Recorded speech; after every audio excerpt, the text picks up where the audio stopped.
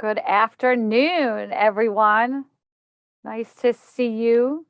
We want to thank Jake, our producer, and Amanda for getting us on. I am Rabbi Jessica Spitalnik-Mates, and Rabbi Steve Moss will be with us the next 3 weeks, the 14th, 21st, and 28th. He is in Los Angeles currently. So I will be with you for today to start the month of the topic, visiting the sick and comforting the bereaved, that we'll be doing for this month. Rabbi Steve, we are blessed at Beth El to have a lot of rabbis who are members of the synagogue as well, and they become part of our staff and teaching. If you've done Wise Aging, Rabbi Moss has become a part of that as well, and we're very blessed to have him. And this is a topic that he was a chaplain in addition to being a rabbi at a synagogue in Long Island, B'nai Israel of Oakdale, Long Island. He was also a police chaplain for many years. And so this issue of talking about visiting the sick and comforting the bereaved is very much a part of his heart. I wanted to kind of set the foundation and give you some inside views of what it's like, how rabbis guide families through the process of mourning, some rituals related to death, and some texts and some concepts that mean a lot to me, and a little bit of text study about that. So any questions before I start? Yeah, Phyllis, do you have a question? Yes. Last week, my daughter and I were mourning the death of her 13-year-old pet, who'd been a very meaningful person to my daughter and her family. Does Judaism have anything about pets? I mean, I kept sending prayers, from our religion, but I didn't know how appropriate. That's a great question. So I'm sorry for the loss of your pet. So Judaism in general is very unsentimental about pets. The story that most resonates for me about that is Jephthah's daughter, where Jephthah says, I will greet, he says that he will sacrifice to God whatever creature greets him first when he comes home, if he's victorious in this battle, thinking it'll be a rooster or hen or, some animal, and it's his daughter. And that's the tragedy of that story. But there's no sentimentality towards animals at all. I find that people find comfort in the Rainbow Bridge poem and concept, and there's things about that. But Judaism is not sentimental religiously about their animals. Many Jews are sentimental, and Judaism is very caring of the environment. There's a lot related to the environment in regards to that. But in terms of like mourning a pet, there's not ritual for that. But it does come up from time to time, and I'm sorry for your daughter's loss. Any other questions? Okay. What I wanted to do today is share some texts that give us some insight to talking about death and how we reflect on it. So the first thing I wanted to do is look at this text that I think acknowledges our reality, that as soon as we're born, we start dying, and that the reality of that. So Miriam, do you want to read? Are you able to unmute? Do you want to read that out loud? The final separation. Start from where. This is a quote from Stanley Kellerman, and if you would just want to read from "We Are Always Dying" a bit. I gotta unmute you. Hold on. Let's unmute. Can you unmute? No. There you go. Yeah. The final separation. You can jump down to the next paragraph. We are always dying a bit, always giving things up, always having things taken away. Life can be described as a migration through many formative loops, many little dyings. Growth, change, and maturing occur by deforming the old and forming the new. There are no turning points that are not accompanied by feelings of dying. Each person handles them uniquely. Turning points evoke expressions of anger, pain, excitement, loss, sacrifice, grief, and others. Becoming aware of how you handle turning points is discovering how you live with little dying. Living your dying is learning about the transformation arising from your turning points.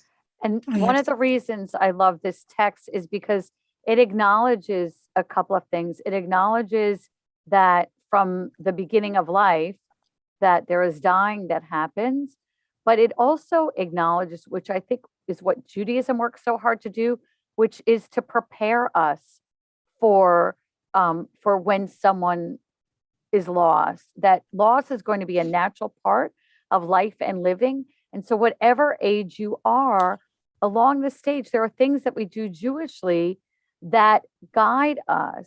And I was just thinking about this the other day.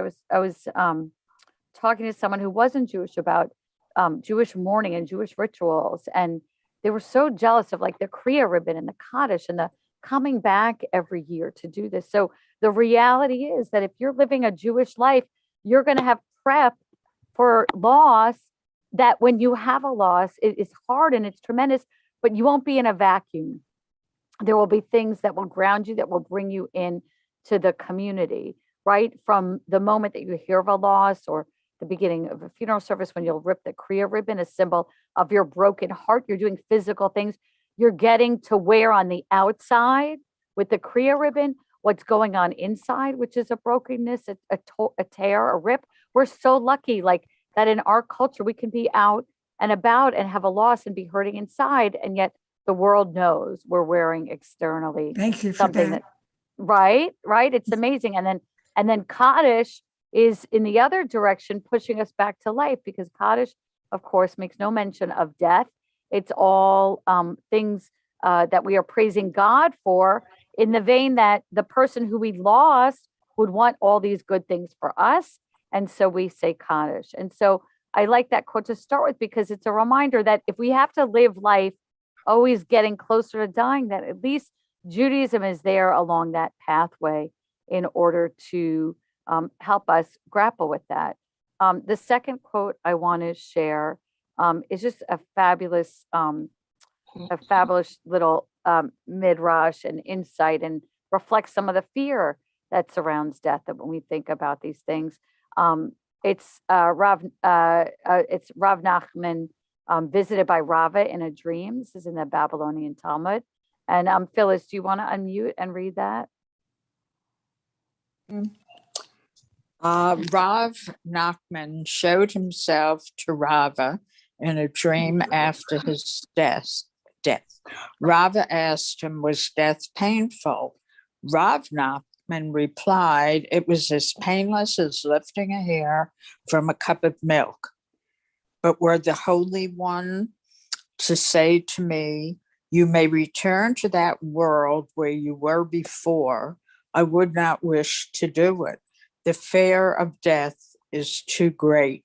Okay. First of all, sometimes these Jewish metaphors or Talmudic metaphors or text metaphors are so fabulous. Like you literally, I don't know if you saw it when I first read this, I literally saw a hair and a cup of milk and pondered lifting it out. That's all softness, right? Think about like if you've had to scoop a hair out of a cup of milk, how soft, how milky that is. So this fabulous metaphor that they use, but also they're trying to do a couple things. And remember, when Talmud's being written, it is not a happy time in the Jewish world. We've been exiled from Jerusalem.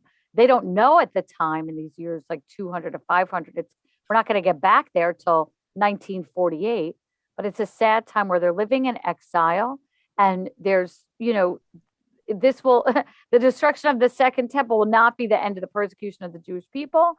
And so how do they talk about death? They talk about it in a way where it is not, once it happens, that we are good in the place that we are, wherever that is after death, and that there's a problem with the way the world thinks about death. And the fear of death in the living world is so great that it makes you not want to return to it. That's how much, that's how fine death is. Judaism is not a religion that focuses on, though there are inklings of the afterlife here and there. For example, when Jacob thinks he's lost his son Joseph, he's been killed, he says, send me down to Sheol, which is some sort of hell type place. But overall, Judaism is about life and the living. And yet what they're saying here is that that the idea of returning to a world where death is so feared is not worth it. Very powerful. Any comments or questions about this text? Okay. All right. I want to give you a little inside baseball before we look at the next text. So when you're a rabbinical student and then becoming a rabbi, when you're just a student, not a rabbi, there's certain life cycle rituals that you can perform and certain you can't. So marriages you can't perform until you're an ordained clergy person, but funerals you can perform. And I was an intern at Sherry Tefillah on the Upper East Side, and there was one week where Manhattan, I'm so New York centric, that the Upper East Side of Manhattan, there was one week like just everyone was busy, and it was my last year of rabbinical school and the end of the year, and they're like, Jessica, you need to cover this funeral. I never done a funeral before, and when you, as a rabbi, prepare for a funeral, you do, if you know the person, obviously, that's incredible because you're able to really honor them and talk about them. But even if you don't know them, you sit with the family and talk about the person. Often, like certain texts will emerge, like, oh, that's a perfect text. Some people love Eshet Chayil for a woman at the funeral I just had, where someone said, don't do that one, don't like it. So there's different texts that emerge. But I was a new rabbi, and there's some text in the rabbi's manual, but like you want to add to that. And so this very first funeral that I was doing, this text was given to me.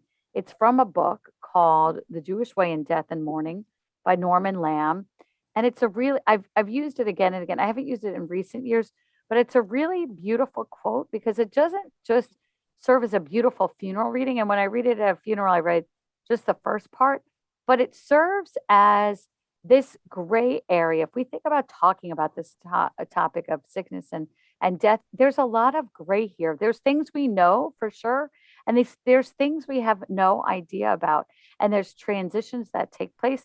And I love this text because it lets us live in this in-between space, which I think death occupies. Margaret, is this large enough on the screen that you're able to see it, or should I read it? I know it's not that big. I think I can see it if I scrunch.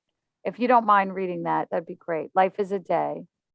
Life is a day that lies between two nights, the night of not yet before birth and the night of no more after death. That day may be overcast with pain and frustration or bright with warmth and contentment. But inevitably, this night of death must arrive. Okay. So Norman Lamb, who was the president of Yeshiva University in New York, brilliant scholar and rabbi, it is this reading that opens his book, The Jewish Way in Death and Mourning. And even in this, he acknowledges that life is important, that you're not going to talk about death without acknowledging life.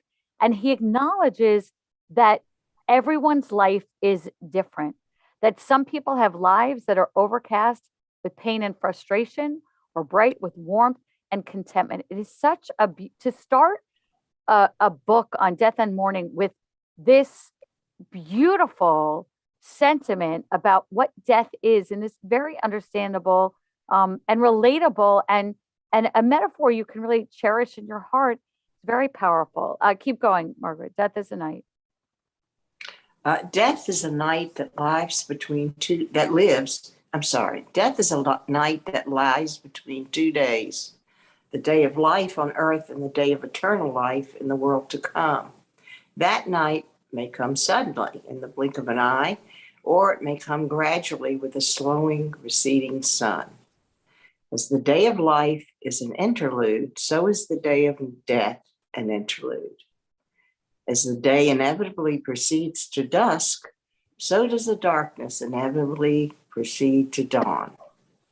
Each portion, before existence and life and death, and eternal life, is separated by a veil which human understanding cannot pierce. And again, this is a book written by the head of Yeshiva University, a very large university, very significant, trains Orthodox rabbis. And what he is saying is we can lay out all these things. And there's certain things that I can tell you for sure. These will be the rituals that we will talk about, but I cannot tell you what comes beyond life. And you will see that reflected again and again. There was no authority on what things look like after. And there's also, which is something Judaism loves, this idea, excuse me, of liminal spaces, of in-between spaces. Think of when a Jewish, like Shabbat, 3 stars are in the sky, and that's when it comes. You think of like a Jewish holiday that begins at night and goes into the morning. Dusk is really important in Judaism, these in-between spaces. Think about the age of 13 even, like you're not quite a child, you're not quite an adult yet, that's there. So Judaism loves these in-between spaces, and he's framing, excuse me, the idea of death in these in-between ways. If you'll keep reading, Margaret. We, the survivors who do not accompany the deceased on their journey into the night, are left alone staring into the veiled black void. There is a rage of conflicting emotions that seethes within us: bewilderment and paralysis, agony and numbness, guilt and anger, fear and futility and pain, and also emancipation from care and worry. The golden chain of the family link is broken and swings wildly before our eyes. Our whole being is convulsed. Love and warmth and hope have vanished, and in their place remains only, and that's despair. The precious soul that touched our life and enhanced its sense of purpose and meaning is no more. Our only consolation is that he once was. There is a past, but the past is no more, and the future is bleak indeed. The broken, swinging chain hypnotizes us, and we are frozen.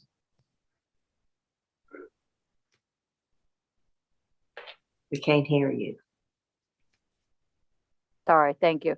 This is an Orthodox rabbi who's head of an Orthodox yeshiva, and a lot of the Orthodox world is about rules and laws and surety, and this is the way it goes.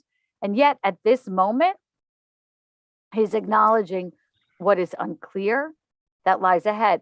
But what Judaism does is it takes the parts of death that we can serve in and provides rituals that help us get through that process and help people move on. And I always think when someone has a loss in their family, one of the things that we do as clergy, now it's on Zoom as much as it's in person, is we get the family together. Think about when you've had a loss, you're, maybe making flight arrangements or food arrangements or calling people or whatever like that.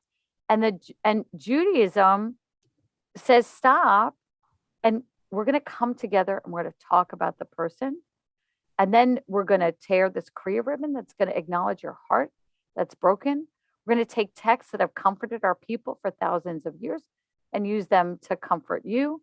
And you're going to speak about them and you're going to mimic them. So you're with them when you go home. They don't do it so much here, but like I grew up in New York and they had like those wooden pattern boxes. They're supposed to look like pieces of wood, like low stools that people would sit on when you were mourning, to mourn the mourner. You traditionally cover your mirrors. There's no vanity. There's water that's left outside of the house to wash with, because when you're exposed to death, it's considered some impurity that is there as well. And so all these things are to provide some guidance. When you learn about funerals in rabbinical school, you learn, and again, like I haven't been in school since the 90s, so it might have changed, but there were two different things that happen. One is literally learning all the rituals and talking about them. And then sharing texts and gathering.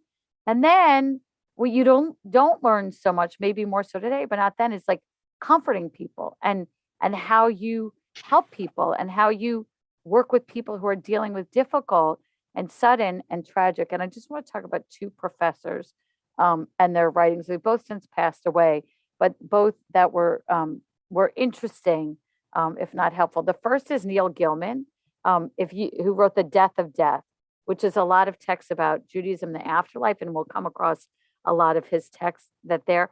Now, Neil Gill, I did not, he's a JTS professor, which is the Conservative Movements Seminary. And when I was at school in New York, HUC's in the Village and JTS, the Conservative Seminaries up like 113th Street, I think. And we were allowed in our 4th and 5th years of rabbinical school to take classes up at JTS, and they had great professors. Neil Gilman used to run into in the elevator at JTS. He smoked, right? Like smoking is not such a thing. He smoked. He reeked of smoke. And so when you were in the elevator with Neil Gilman, who wrote The Death of Death, you felt like you were riding with death. Like he just smelled of smoke. He wrote this book. He was like I don't know him personally. I didn't take a class with him, but I love this book is amazing. And like, so your formative ideas about when you're becoming a rabbi and how you're going to help people. Then I didn't know I'd be in Boca Raton, where like, in Charlotte, my first year, where Margaret knows Charlotte well, there were 6 people on that list of names you read, like at the high holidays of everyone who's died in the years past.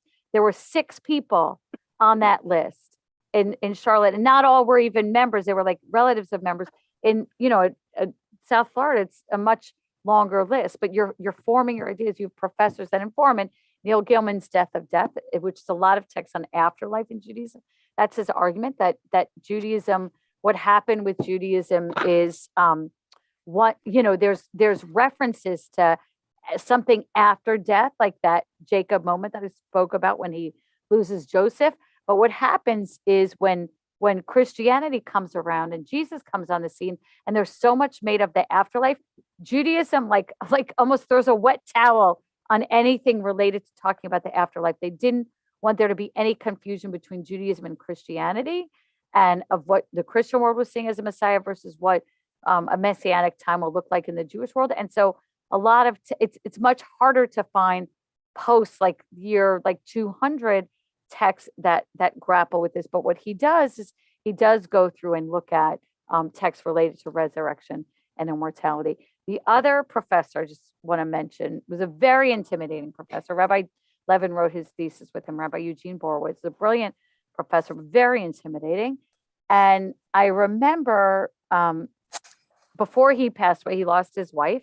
And there's a journal, a CCR journal, Rabbi's Journal, Central Conference of American Rabbis Journal. And in it, he wrote an analysis of the condolence cards he got after his wife passed away. And it wasn't all flattering. It was like about like, here's how people send condolences. And this is like, this was this type and this was this type, and not always thrilled with them, because he felt like there were certain ways in Judaism that we should be expressing condolences. And there's some things that we sometimes forget, but that are important part of mourning. When someone has a loss, when you enter into a Shiva house, traditionally the mourner is supposed to be the first to speak. That if they want to sit in silence, like that's their choice to sit in silence. That all of the mourning foods that you eat are round and remind you of the circle of life, that when the period of 7 days of Shivas of mourning is over, that you take a walk around the block and go back to the living. Like we said earlier, you say Kaddish, which is a reaffirmation of life that's there. So it's just, those are like important for a rabbi as you're develop. And Borowitz's wife died later in life, so I didn't have him as a professor when he wrote this analysis of the condolence notes he got.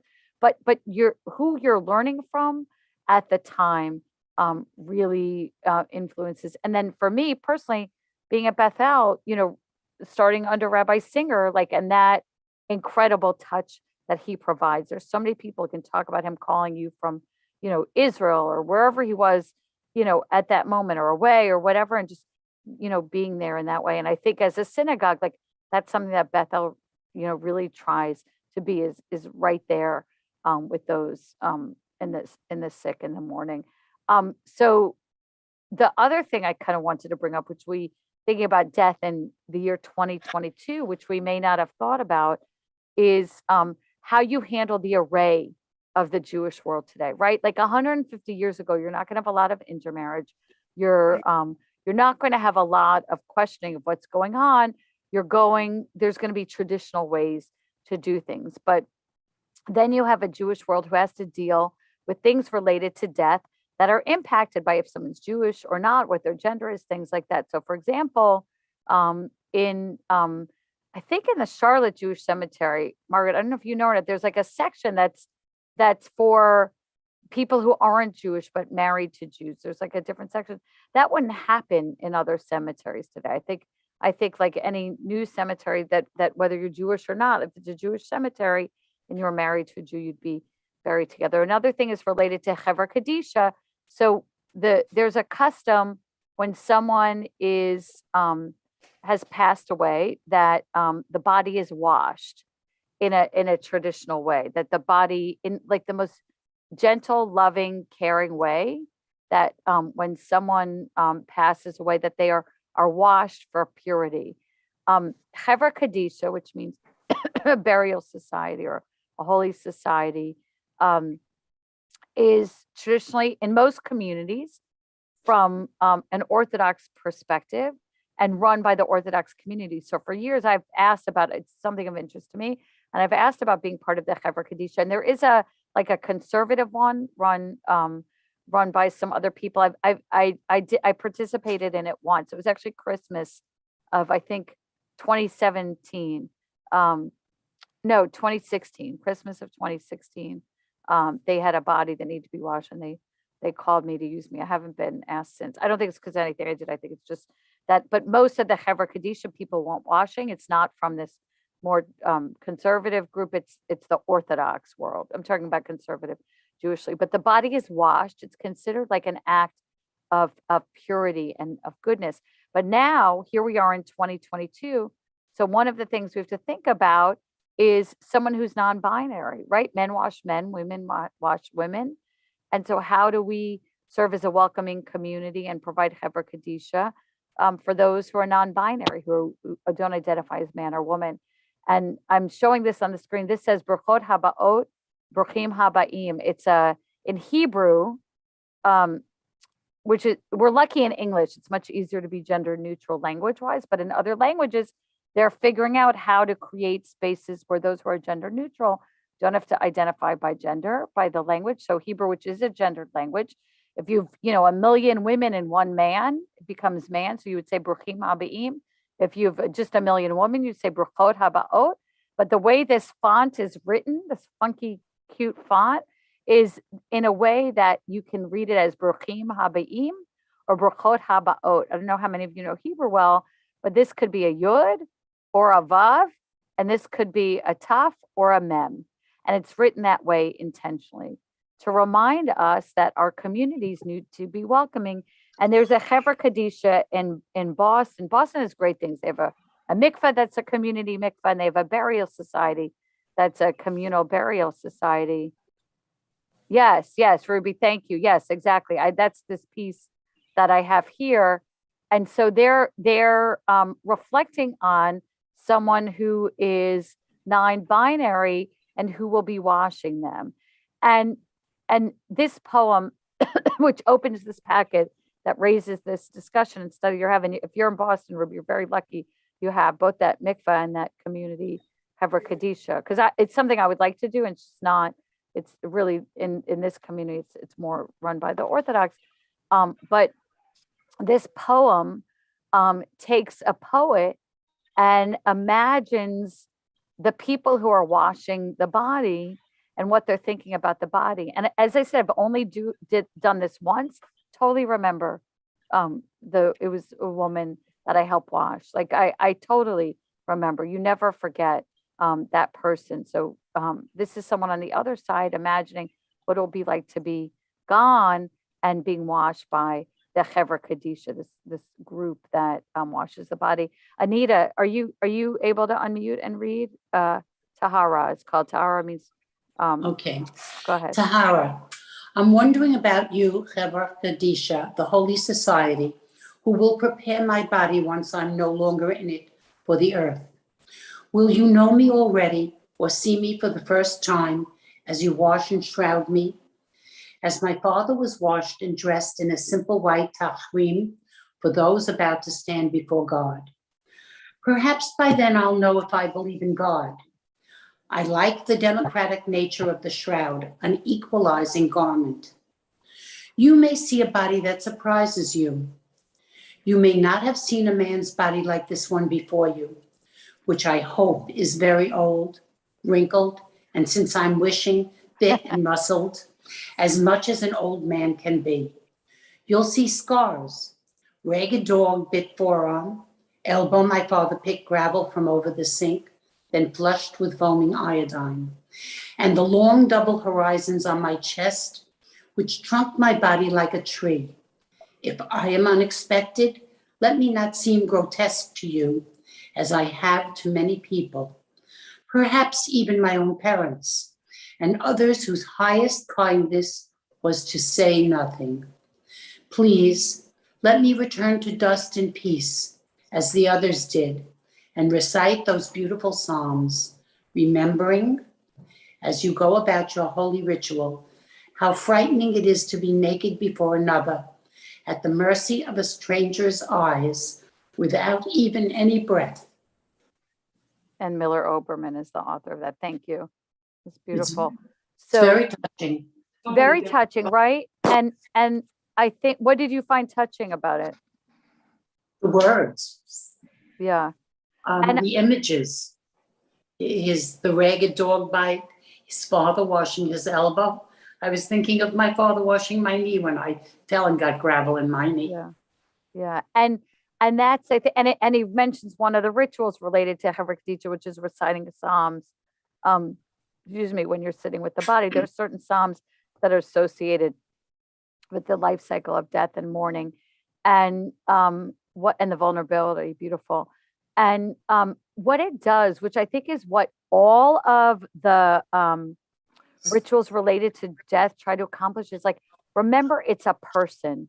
Remember, it was someone, and it was someone, who was, it was very specific, creating God's image, and a mother and a father had people who cared for them, and reminds you of the person who died, but also reminds you that you're a person and that you need to find comfort. It's very much about the person that's there. I think part of the problem that happens in the world is that we take these, we make things impersonalized. For example, like the number 6 million, I do a lot of teaching about the Holocaust, and 6 million is important because it's so vast.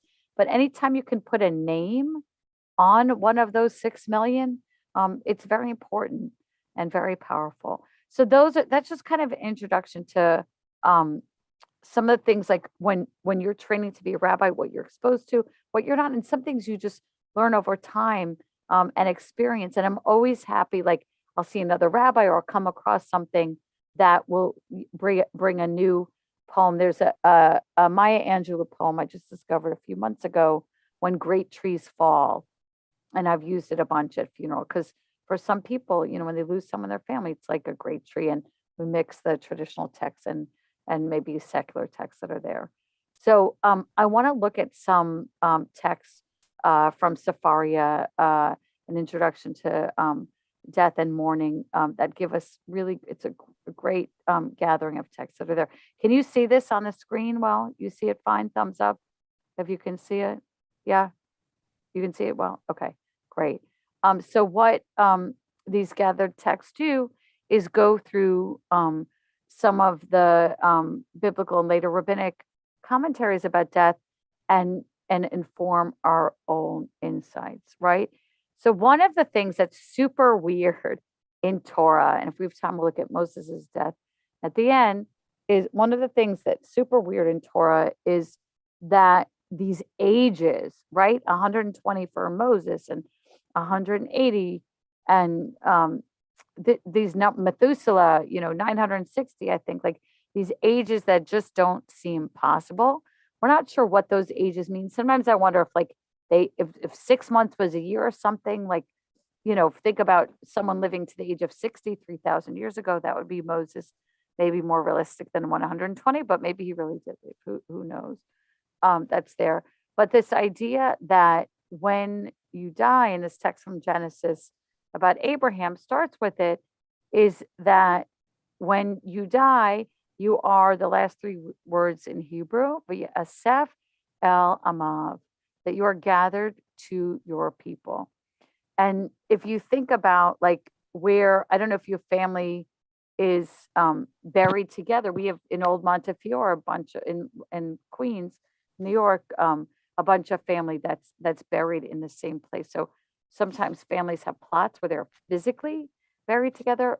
Sometimes it's an understanding of what's going to be afterlife. For Abraham, of course, we're talking about Hebron, the burial site in the city of Hebron, where all the matriarchs and patriarchs, except for Rachel, who died in childbirth with Benjamin, are buried. That's there, and so it's become a holy site. It's a hotbed of a lot, but it's a beautiful. If you could take away all the tension, that's it's a beautiful, beautiful area where they have. It's now well underground, but where Abraham was buried, that there. But the idea that you are gathered back, that you are not alone, and that is articulated in Torah is really, really powerful. Another thing that the rabbis grapple with is what is going to happen, how we will be judged. And judging is a big imagery, not just of death, but related to the high holidays, right? Like that like we may think we're doing nothing wrong, but there's someone that will be judging us. I would say, like, think about your mic always being on, right? Your microphone's always on, whether you realize it or not. And who's always hearing it? It's God that's there. So let's go back to Miriam. Do you want to read here? This is from Pirkei Avot, from the Mishnah. Go ahead. Those that are born. Miriam Bashis, do you want to read?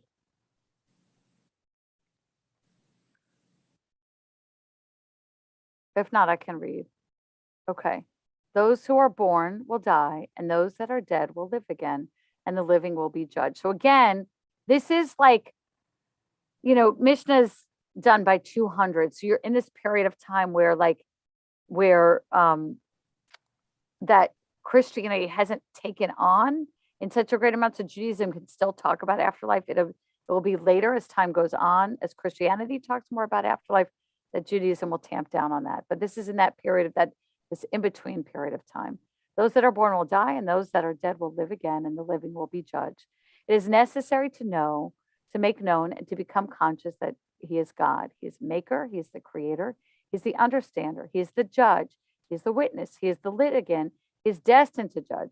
Blessed be he who has before him no wrong, no forgetfulness, right? No respect of persons, no taking of bribes, for all is his. And know that everything is according to the reckoning. Do not let yourself count on the netherworld being a place of refuge for you, because against your will you were created, and against your will you were born, and against your will you live, and against your will you die, and against your will you are destined to give account and reckoning to the King of Kings, the Holy One, blessed be God. So everyone comes to an end, but what this is saying is that what's the relationship between what you do when you're alive and what happens to you after you're gone? What relationship here are they saying there is between those two spaces? They're saying they're connected. Like you can't live all bad with the living, and then in the afterlife it's going to be rewarded, and you get a choice about what it's going to look like. There's no choice. It's all in God's hands. The other thing that I think is really powerful about this text is it reminds you that God doesn't take bribes. Last night, I think the movie is called Brave was on, and at the end, this little bit comes up and it says, in memory of Steve Jobs. And there's a little like fluttering fairy on screen. It's really cute and sweet tribute to him. Like if anyone had the resources to find, whatever it could be, to pay for whatever would be able to keep him alive, would be Steve Jobs. And yet he couldn't. It's a reminder that all of us have an end, but that we're all equal in that place, that just because you're wealthy or not wealthy, that we all have a place in the afterlife that will be determined by God, not determined by our wealth. The other thing that Judaism is a great reminder of is the the living life in a way that you are always appreciating being alive, and doing all those things that make sure that you know that, always wanting forgiveness, always repentance, always living in a way, right? It's why we say the Shema at night. God forbid we don't wake up in the morning, the last thing on our lips has been the declaration of the oneness in God. So Margaret, I see you're unmuted. Do you want to read from Mishnah Torah, a A person? person, Yeah. a person should always view himself as if he is about to die, lest he die an untimely death and be established in his sins. Therefore, a person should do teshuvah from his sins immediately, and not say, when I grow old, I won't do teshuvah, lest he die before he grows old. Okay. Thus the woman said in his wisdom, let your clothing be white in every moment. All right. So this is saying that you need to live your life as if in every moment you are living in a way that people will say the best things about you, and you are living the best way possible. That you never know when it's going to be, and so you should always live, because you need to do shuva, repentance, and you need to have time to do repentance, and you never know how much time you have, so that you always need to do that. It's a very humbling and beautiful way to live life. I've mentioned this before. If you go to the gardens in Boca, there's a rapper that's buried. There's actually a new movie about him that's out now, a documentary. He died way before his time. I think he was 19, really young. He was from Florida. Would sort of a successful rap career, but also a lot of turmoil and trouble in his life. And he's a beautiful, ornate mausoleum at the gardens. He died very young, and like you look at his life, and as I said, there's this new documentary about him. You'd much rather that there'd been the ability for his life to turn around, that could have a better path and a better way, rather than having this very ornate, dramatic mausoleum at the gardens. You want to live life in a way that it makes this the best life possible that's there. Okay. Something that we do with people when they, if they're close to death, and if the family asks, in a more traditional setting, you would probably always do this, is something called the vidui, or this confessional prayer, that you when someone is close to death, that you give them an opportunity to do this repentance, that you, and they might not be in a state where they're like, oh, I should repent right now because I'm going to die. Obviously, like they if someone's sick or dying, like they're not thinking about those things. And instead, what the Jewish world is saying is, here's a prayer that you will say, that you can say at this moment, where you ask for forgiveness, even if you're the most perfect person in the world, that you ask for forgiveness and you will be forgiven. And that's the sentiment of what's here. Phyllis, do you want to read that? Even if a person transgressed? Yes.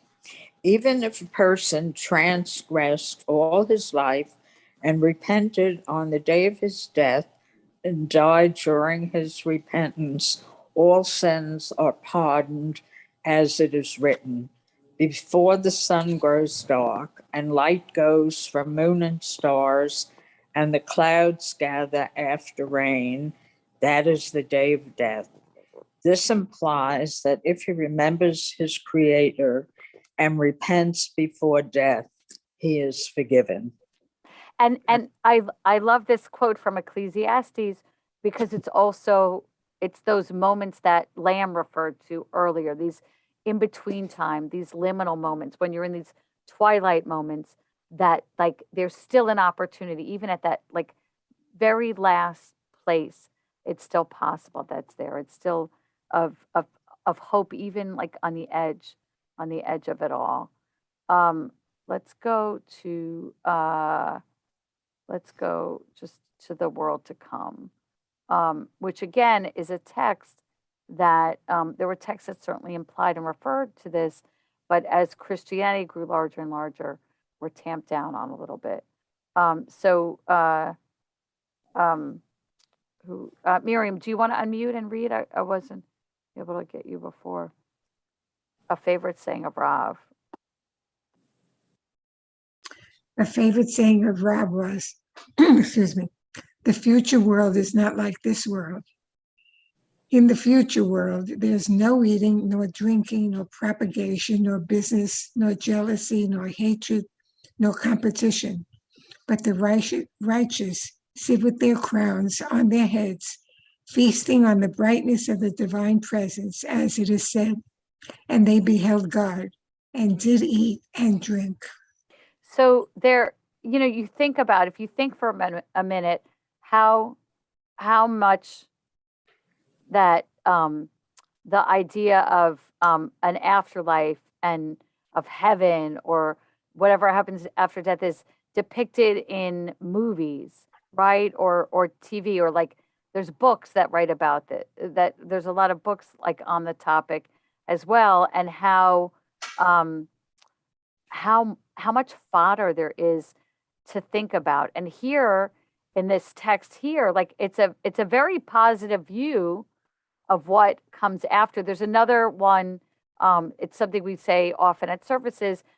These are the fruits of which a man enjoys in this world, while the principle remains in the world to come. Honoring one's father and mother, acts of loving kindness, elu divrei, it starts the morning service. That there are fruits in the world to come. That there is a goodness and a better time that's there. And then, of course, there is the mourner, which Judaism is incredibly concerned about. Judaism wants to make sure that the mourner has comfort and strength. So I want to show you one of these texts about the mourner. And if you think about it, if you've had a Shiva house or if you've been at a Shiva house, all the rituals that are connected with that, like we mentioned earlier, covering the mirrors, the Kriya ribbon, washing when you leave, they're all to comfort the mourners. And this takes it and says, like, everyone needs to be allowed to mourn equally, right? That you need to show that everyone gets out of mourning what they need out of it, which is comfort from their community.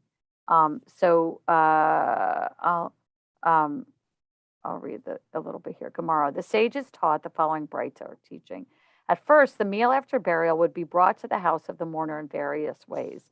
The wealthy would bring the meal in baskets of silver and gold, and the poor would bring in baskets of peeled willow branches. So we could say that some mourners had catering from Publix and some had catering from the Boca Raton Resort, right? They're pointing out the differences, the societal differences that existed, which means that this was a problem at the time, that the mourners were having, these Shiva meals that were much more than those who did not have as much. And the poor were embarrassed, as everyone would see they were poor. The sages instituted that everyone should bring the meals in baskets of peeled willow branches due to the honor of the poor, right? So this equalizing that happens, beautiful. Additionally, at first, the wealthy would take the deceased out for burial on a dargash, and the poor, it's like what they would carry them on. And the poor would take the deceased on a plain bier made from poles that were strapped together, and the poor were embarrassed. So the rich had like a palanquin type thing, like, something more ornate to carry. And the sages instituted that everyone should be taken out on a plain bier due to the honor of the poor. Likewise, at the first taking of the dead out for burial was more difficult for the relatives than the actual death, because it was customary to bury the dead in expensive shrouds, which the poor could not afford. The problem grew to the point that relatives would sometimes abandon the corpse and run away. So there were people who were like hurting so much that they didn't have what the others had, and so they made that equal as well. This lasted until Rabban Gamliel came and lessened his own importance by leaving instructions that he be taken out for burial in linen garments, and the people adopted this practice after him and had themselves taken out for burial in linen garments. Rav Papa said, and nowadays everyone follows the practice of taking out for the burial, even in plain hemp garments that only cost a zuz, right?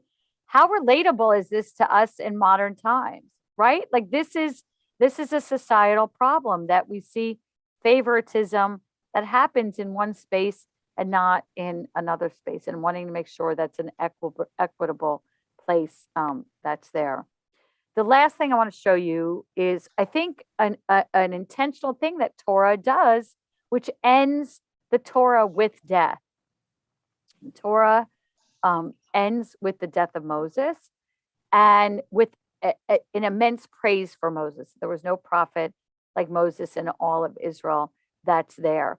And there's a lot of midrash, a lot of stories about this time in Moses, that Moses wanted to live longer, that he wanted to live to see the promised land, and that Moses wasn't able to have these things happen because of a sin that he had committed, and getting angry and hitting a rock that didn't bring that he wanted to bring forth water.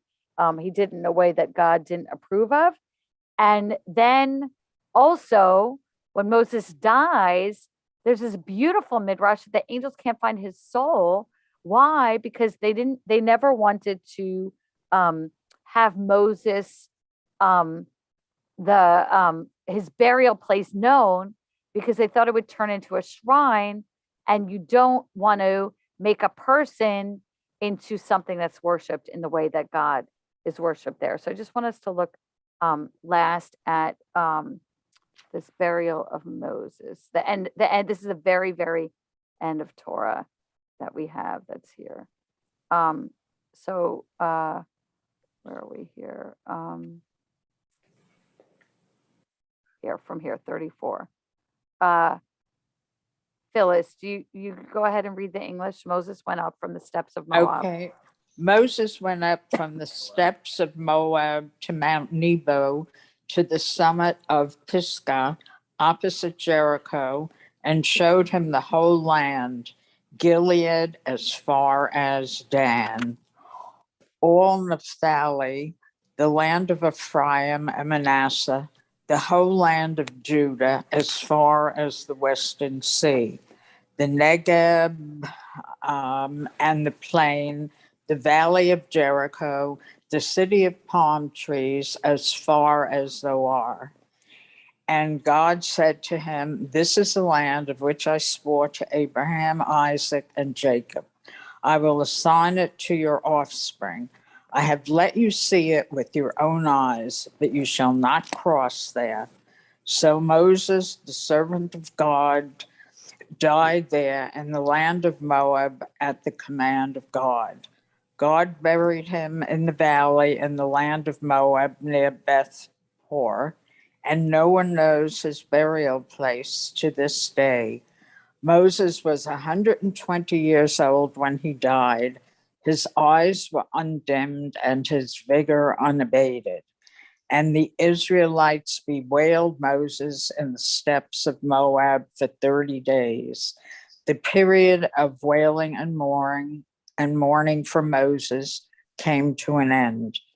Now Joshua, son of Nun, was filled with the spirit of wisdom, because Moses has laid his hands upon him, and the Israelites heeded him, doing as God had commanded Moses. Never again did there arise in Israel a prophet like Moses, whom God singled out face to face. For the various signs and portents that God sent him to display in the land of Egypt against Pharaoh and all his courtiers and his whole country, and for all the great might and awesome power that Moses displayed before all Israel.